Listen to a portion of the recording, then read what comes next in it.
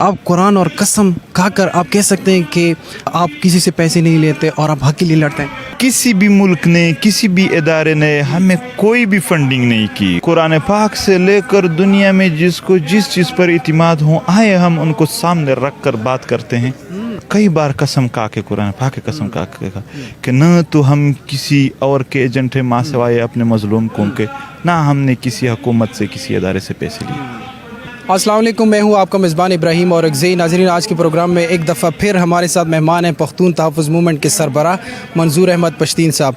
इनसे इनकी ज़िंदगी और पश्तून कौमी जरगा और कराची धरने के हवाले से बातचीत करेंगे। थैंक यू सो मच कि आपने वक्त दिया। सर जी, 20 से ज़्यादा दिन आपने कराची में धरना दिया अली वज़ीर की रिहाई के लिए, लेकिन अली वज़ीर रहा नहीं हुए और आप लोगों ने धरना ख़त्म किया, वजह क्या है? इस तरह कभी नहीं होता है कि आप डायरेक्ट कोई स्टेज पे कोई आपके लिए ले आए कि ये इस तरह कभी हुआ नहीं है पाकिस्तान में। एक तरीक़ाकार होता है।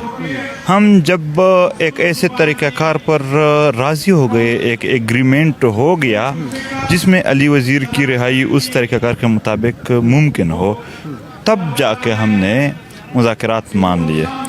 सर, ये अली वज़ीर सिटिंग में नए गिरफ़्तार हो गए हैं, उनकी फैमिली के 18 लोग शहीद हो गए हैं, उनका गुनाह क्या है, क्यों उसकी गिरफ़्तारी हुई है?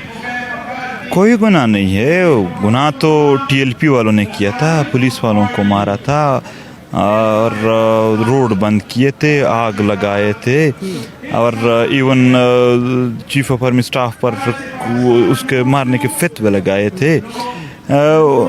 तो उनके साथ क्या हो, उनको तो रिहा कर दिया गया।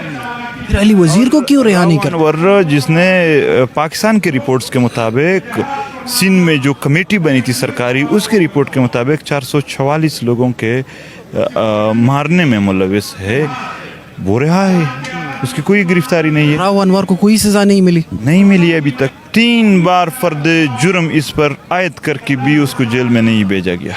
इस मुल्क में जब आप पश्तून हो और अपने हुकूक की बात करोगे तो फिर फितवे, गद्दारी और पता नहीं था, बहुत बड़ा लिस्ट है वो सामने लेकर उसके मुताबिक फिर आपके साथ चलेंगे और आपको क्रश करने की कोशिश करेंगे।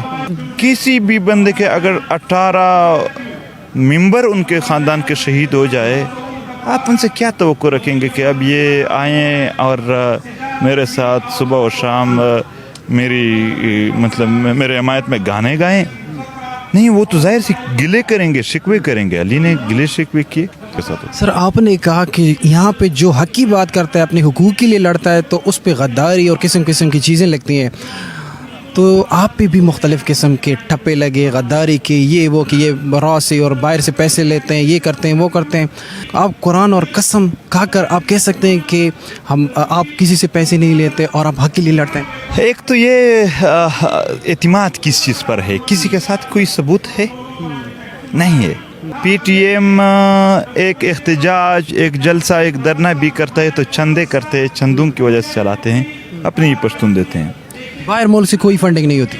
कोई किसी भी मुल्क ने, किसी भी इदारे ने हमें कोई भी फंडिंग नहीं की। कुरान पाक से लेकर दुनिया में जिसको जिस चीज़ पर इतिमाद हो, आए हम उनको सामने रख कर बात करते हैं कि हमने कोई भी किसी भी इदारे से, किसी मुल्क से कोई एक भी पैसा नहीं लिया है, अपने हुकूक की बात की है।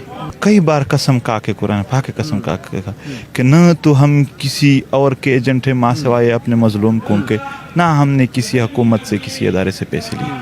मोहसिन दावड़ साहब की बात हम करें तो वो आपके साथ शरीक थे इस सफ़र में, लेकिन फिर बाद में अलहदगी हुई, उसने अपनी पार्टी बनाई। क्या उसकी पार्टी की वजह से आपकी मूवमेंट पे कुछ असर पड़ा हुआ है? नहीं, उसके पार्टी की वजह से हमारे मूवमेंट पे कुछ असर नहीं पड़ा है। उसके पार्टी के बाद हमने जितने भी एक्टिविटीज़ किए हैं उनके वीडियोस और सब कुछ मौजूद है, कामयाब है। हम कौम के इत्तिफाक की खातिर गैर पार्लिमानी सियासत करना चाहते थे और वो पार्लिमानी सियासत। सर, पख्तून तहफ़्फ़ुज़ मूवमेंट की तरफ से सबसे पहला जो धरना दिया गया था, तारीख़ी धरना, उसमें इमरान खान साहब, मौलाना फजल रहमान साहब, अचकज़ई साहब, दूसरे लोग शरीक हुए।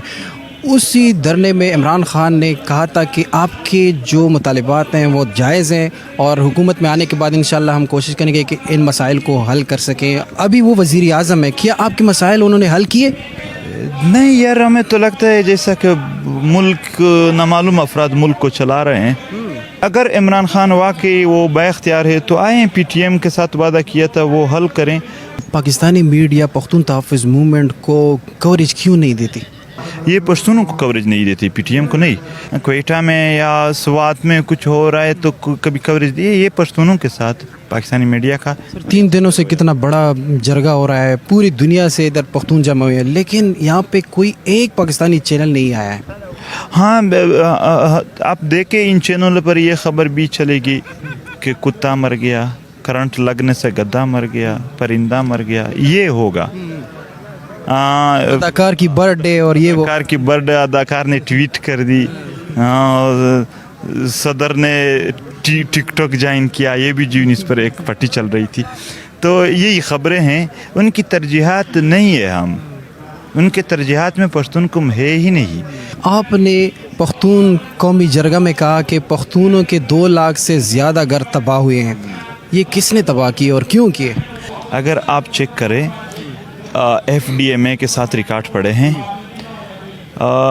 1 لاکھ سے زائد گھر صرف ساؤتھ وزیرستان میں مسمار پڑے ہیں.